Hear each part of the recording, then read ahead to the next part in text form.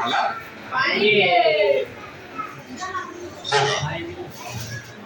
ठीक। पहला पैराग्राफ है, हाथ में पेंसिल जरूर रखें। एक पेज का टारगेट है, सिर्फ ये पेज हम लोग को आज पढ़ना होगा, इसके अलावा नहीं पढ़ना। ठीक, 2 दिन में चैप्टर कंप्लीट करने की कोशिश करेंगे। वैसे हो सकता है 2 से 3 दिन जा सकता है। Growing up in Africa the son of English settler. Growing up in Africa मतलब जिस इंसान, जिस व्यक्ति की बात हो रही है वो कहाँ का है तो इंग्लिश का, मतलब इंग्लैंड का। माइक ये वाला है, और एक माइक जो यहाँ लगाया जाता है गोल वाला, वो मंगवा दीजिए।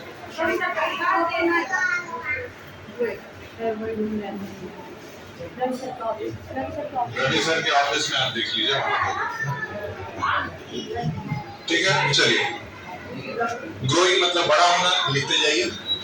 ग्रोइंग मतलब बड़ा होना। In Africa the son of English settler. English का मतलब यहाँ इंग्लैंड से है। इंग्लिश का मतलब यहाँ किससे है?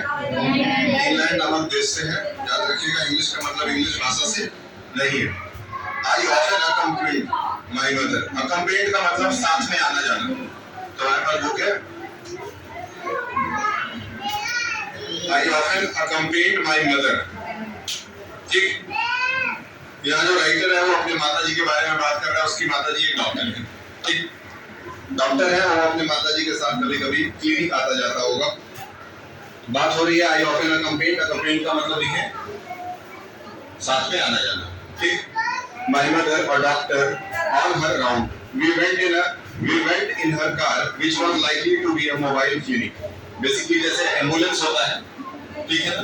एम्बुलेंस एक ऐसी गाड़ी होती है जिसके अंदर, जिससे आप एक जगह से दूसरी जगह तो आ जा सकते ही हैं, लेकिन उसके अंदर इलाज भी होता है पेशेंट। वैसे ही उनके माताजी के पास क्या था, एक गाड़ी थी जिसके अंदर पूरी मेडिकल की पूरी व्यवस्था थी, और वो अपने माताजी के साथ कभी कभार एक जगह से दूसरी जगह आती जाती रहती थी। ये आता जाता रहता था। आगे देखते सन है तो आता जाता रहता था। चलिए, I was fitted with a medical, it was fitted with a fitted का मतलब एडजस्ट होना। फिटेड का मतलब व्यवस्थित होना। देखिए, एडजस्ट होने की हिंदी में आप लिखे तो आपको ज्यादा अच्छा होगा। व्यवस्थित होना यानी कि उसके अंदर पूरे के पूरे मेडिकल इक्विपमेंट की व्यवस्था थी। Just with a wonderful array of equipment. Array मतलब प्रकार। एरे का मतलब यहाँ प्रकार से है। लिखिए, प्रकार। प्रकार, इक्विपमेंट्स मतलब औजार।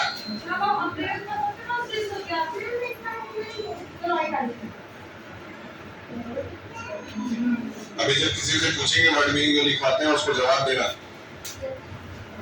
ठीक, उसके बाद अगला वर्ड है ग्लिटिंग। ग्लिटिंग का मतलब लिखिए चमकना।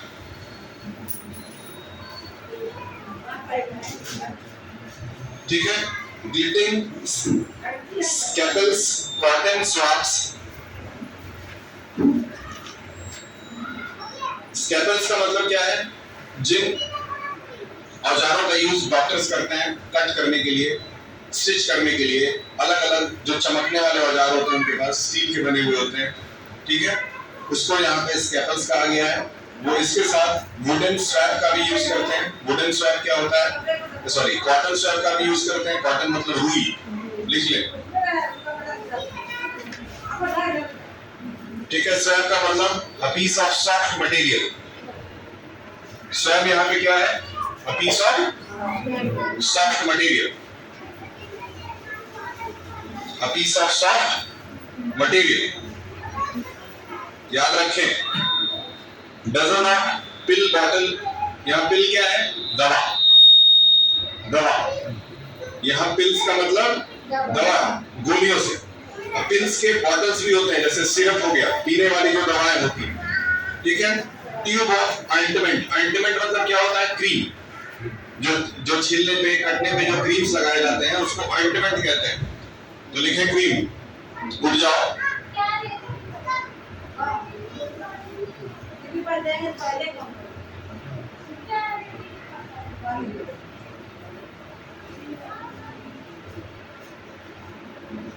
चले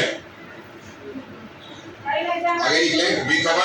we covered hundreds of kilometers around Melsetter village in a rural eastern highland of what was southern Rhodesia। अब ये क्या कह रहा है कि ये इसकी माता जी 100 किलोमीटर की यात्रा करके एक जगह पहुंचते हैं जिस जगह का नाम है मेलसेटर विलेज। ठीक है, विलेज का नाम है इसलिए बस विलेज का नाम याद रखिएगा, मैं ज्यादा उसमें डीप नहीं जाऊंगा, उसका कोई मतलब नहीं हो सकता क्योंकि वो जगह का नाम है। ठीक, विलेज मतलब गांव होता है, आप लोगों को पता होगा, नहीं पता है लिख लीजिए, और पता है तो लिखने की आवश्यकता नहीं है, लेकिन बस बता दीजिएगा। रूरल मतलब देहात, लिखिए उसमें एक शब्द आया है रूरल, है ना। जिनके पास किताबें हैं और जो वर्ड मीनिंग्स लिख रहे हैं, अगर आप घर जाकर के शायद एक बार पढ़ते होंगे तो आपको बहुत कुछ क्लियर होता है।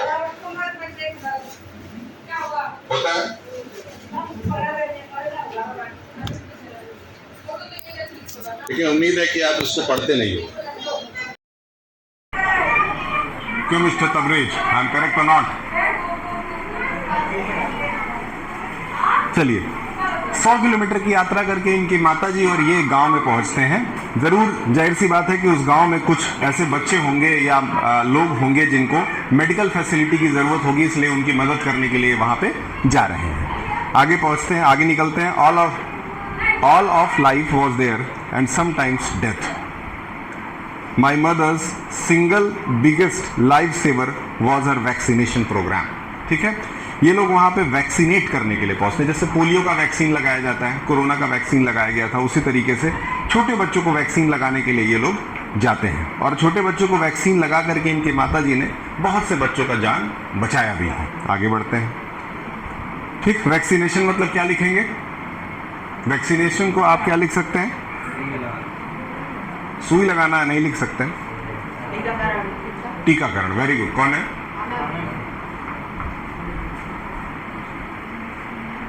टीकाकरण, वेरी गुड। ठीक है, टीकाकरण आप लिख लें। Which was close to her heart, grand tour of inoculate. Inoculate एक शब्द है, इसका मतलब पीछे दिया हुआ है, इसलिए हम लोग वहीं से इसको लिखेंगे। इनोक्यूलेट का मतलब है इनग्रेन्स। इनग्रेन्स का मतलब क्या है? गांव के बीच में जहां ढेर सारी खेती हो रही हो, खेतों के बीच में इनग्रेन्स। देखिए, grand tours to inoculate people against smallpox. पहला डिजीज जिसका वैक्सीनेशन यहाँ पे होगा वो कौन सा है? Smallpox. दूसरा क्या है? डिप्थेरिया, है ना। और तीसरा है ट्यूबरक्लोसिस। ठीक है, जब छोटा बच्चा होता है तो उसको DPT का टीका लगता है। DPT, जिसमें D से डिप्थेरिया हो जाता है, ठीक है, P से निमोनिया हो जाता है और T से ट्यूबरक्लोसिस हो जाता है। निमोनिया का स्पेलिंग P से होता है। आप पैर हटाएं। ठीक है, तो DPT का टीका कब लगाया जाता है बच्चों को? सबसे पहला टीका जो होता है, एक BCG होता है और एक DPT होता है। ठीक है, T में उनको ट्यूबरक्लोसिस भी है और एक T से आपका टिटनेस का भी होता है। टिटनेस आप जानते हैं, कहीं लोहे से कट जाए तो टिटनेस का सुई लगता है। Very good. फिर है and polio became a part of our dry season routine. Polio की बात कर रहा है कि एक समय था भारत में हर बच्चे को पोलियो पिलाना बहुत ज़्यादा अनिवार्य हो गया। ठीक है, अब तो वो DPT वाला जो बच्चों का टीका आता है उसके साथ पोलियो मिक्स करके पिला दिया जाता है। ठीक है, लेकिन पहले पोलियो का अलग से अभियान चलाया गया था जिसमें हर बच्चे के घर जा करके उसको पोलियो पिलाया जाता था। नहीं तो बचपन में ही उस बच्चे के पैर में खास करके हड्डियों में ग्रोथ ना हो जाने के कारण वो अपंग यानी कि लंगड़ा पैदा होता था। लंगड़ा पैदा नहीं होता था, पैदा होने के बाद लंगड़ा हो जाता था। ठीक है, ये समस्या भारत देश में बहुत लंबे समय तक रही, लेकिन अब हमारे देश में कोई भी पोलियो का मरीज नहीं पाया जाता है। अभी भी पाकिस्तान जैसे देशों में पोलियो के बहुत सारे मरीज होते हैं। समझ में आया? वो सब बच्चों को पोलियो नहीं कराते हैं, भिखारी लोग हैं वो लोग, फालतू लोग हैं। आगे निकलते। और जर्नी टू का हाई, अब यहाँ से आपको मीनिंग्स मिलेंगे, इसलिए यहाँ पे एक शब्द मिलेगा आपको, ड्राई सीजन। दिख रहा है? ड्राई सीजन, गर्मी का मौसम। गर्मी का मौसम। ठीक से बैठो, ये पैर फैला के शादी में आइए। ड्राई सीजन मतलब गर्मी का मौसम, याद रखिएगा। अब ये आपका पार्ट बच गया, इसको फोकस हो करके पढ़िए। ये पार्ट आपका मात्र बचा है। देखिए क्या है, our journey took up took us high up towards the glittering granite. देखिए एक शब्द लिखा हुआ है, बहुत इंपॉर्टेंट है, उस माउंटेन का नाम टिक कर लीजिएगा, हो सकता है यहाँ से सवाल आ जाए, ठीक है। चिमान निमानी, चिमन निमानी, याद रखिएगा, Chimanimani mountain. These borders, border मतलब घेरा, घेरा, पता है बॉर्डर मतलब घेरा, लिखो बॉर्डर मतलब, लिखो, वहां ध्यान देकर कहां पढ़ रहे हैं। These bordered the most remote, remote मतलब कंट्रोल, रिमोट मतलब कंट्रोल, कहते हैं रिमोट कंट्रोल, रिमोट मतलब किसी चीज को कंट्रोल करना। तुम्हारे पास कहाँ है बुक कॉपी, वो कॉपी लिख लेना, समझे ना, नहीं तो तुम्हारा ज्योग्राफी बदल देंगे मार मार के हम। अभी 7th में 1-2 को मारा हूँ, पूछ लेना, पढ़ाई से कोई लापरवाही नहीं,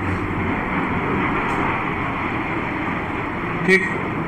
अब आगे देखिए, these border the most remote unexplored, unexplored मतलब जहां कोई आता जाता ना हो, जहां कोई आता जाता ना हो उस जगह को अनएक्सप्लोर्ड कहा जाता है, याद रखिएगा।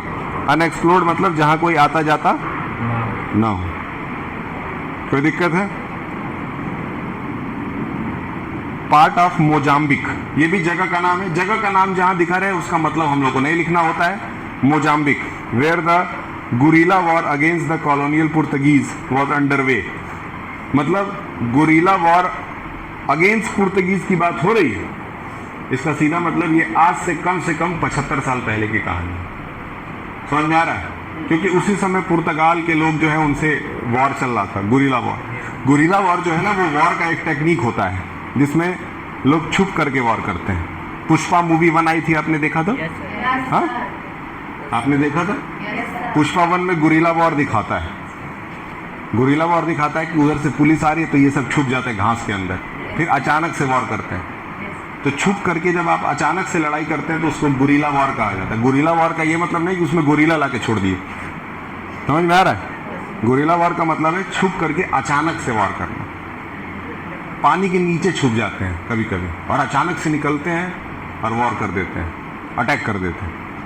चलिए, पुर्तगीज आप जानते हो, कॉलोनियल जानते हैं क्या होता है?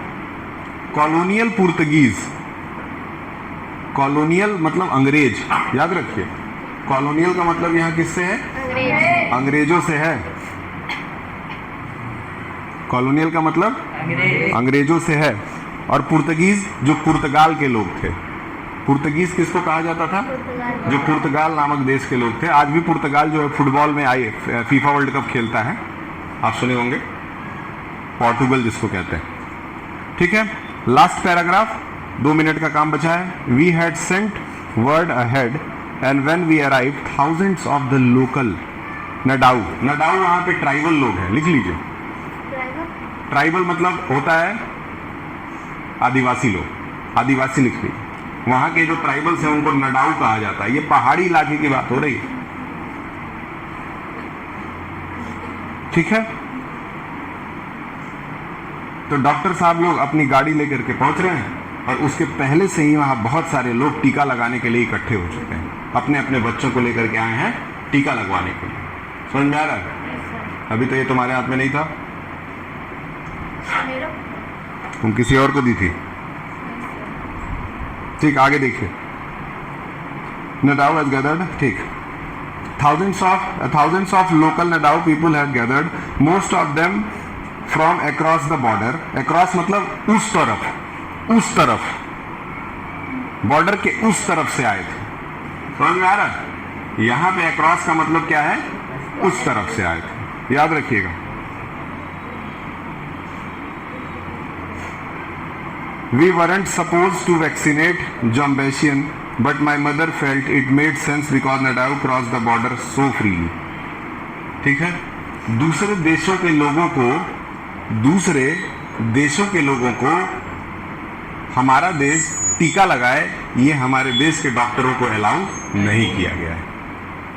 ठीक, क्या बोल रहे हैं? अगर यहाँ पे कोई पाकिस्तान से आ जाए कहे कोरोना का टीका लगा दीजिए, तो ये उनके लिए अलाउड नहीं है, क्योंकि कोरोना का टीका जब लगता है तो आपका आधार कार्ड जमा होता है, आधार कार्ड के बेस पे लगता है, फिर आपके पे मैसेज आ जाता है कि आपको टीका लग गया है। ठीक है, तो कोई पाकिस्तानी या कोई बांग्लादेशी या दूसरे देश का आदमी आकर के आपके यहाँ टीका नहीं लगवा सकता है, क्योंकि गवर्नमेंट के डेटा के हिसाब से आपको टीका लगाया कि नहीं लगाया ये डेटा है गवर्नमेंट के पास। अब आप दोबारा लगवाने जाएंगे, शौक से कहेंगे एक टीका और लगा दीजिए, तो 4-5 झापड़ मार के भगा देगा। सही है कि नहीं? उसका एक लिमिट। ठीक, यहाँ पे कहा क्या जा रहा है कि यहाँ जो मोजाम्बिकन्स लोग थे वो बॉर्डर के उस तरफ से आए थे टीका लगवाने के लिए, और ये हमारे देश के डॉक्टरों को तो अलाउ नहीं था, लेकिन जो हमारी डॉक्टर साहिबा थी उनको लगा कि मेरा फर्ज है कि मैं सबको टीका लगाऊं। ठीक है, क्लियर है? इनको क्या लगा कि इनका फर्ज ये बनता है कि चाहे कोई भी मरीज हो, चाहे किसी भी देश का बच्चा हो, उसको टीका लगाया जाए। अभी कल मैं न्यूज़ पे देख रहा था, एक छोटी सी एक महीने की 2 महीने की बच्ची है, उसको लोग छोड़ करके कहीं पे चले गए थे। छोटी बच्ची थी, रेड कलर के कपड़े में उसको लपेट करके एक जगह रख करके चले गए थे। क्या आपने भी देखा? आपने देखा? हंस रही थी लड़की, बहुत सुंदर लड़की थी, हंस रही थी, है कि नहीं? तो ऐसे आज भी जो है देश के अंदर जो है वो एक तरफ लड़कियों को पढ़ाया लिखाया जा रहा है, लेकिन एक तरफ कुछ 3rd क्लास टाइप के लोग हैं जो कि बच्चियों के साथ ऐसा भी करते हैं। बच्चियों के साथ क्या, बच्चों के साथ भी कर सकते हैं। समझ में आया? ठीक है, अब लड़के लड़कियों में कोई अंतर नहीं है, लाठियां दोनों खाती हैं, है कि नहीं? जंतर मंतर पे लाठियां दोनों को पड़े, लड़कों को भी पड़े, लड़कियों को भी पड़े। लड़कियां भी प्रधानमंत्री गाली देती हैं, लड़के भी गाली देते हैं, दोनों बराबर। सही बोल रहे हैं? ठीक, अब देखिए, अब एक बार और देख लेते हैं इसमें कोई। हाँ, सो फ्रीली, फ्रीली मतलब आजादी के साथ। लास्ट वर्ड लिखिए, फ्रीली मतलब आजादी के साथ।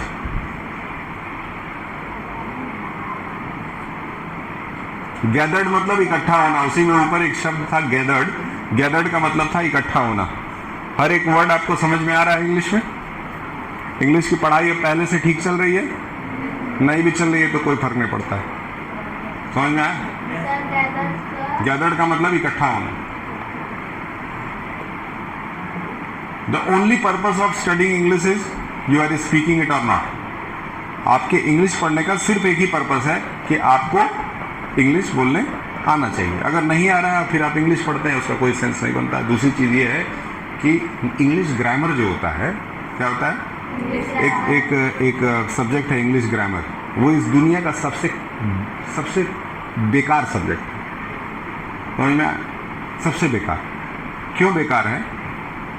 पहली बात तो हमारी भाषा है नहीं अंग्रेजी, हमारे ऊपर थोपा गया है, और थोपने के बाद उसके नियम भी कहे गए हैं कि वो भी याद करिए।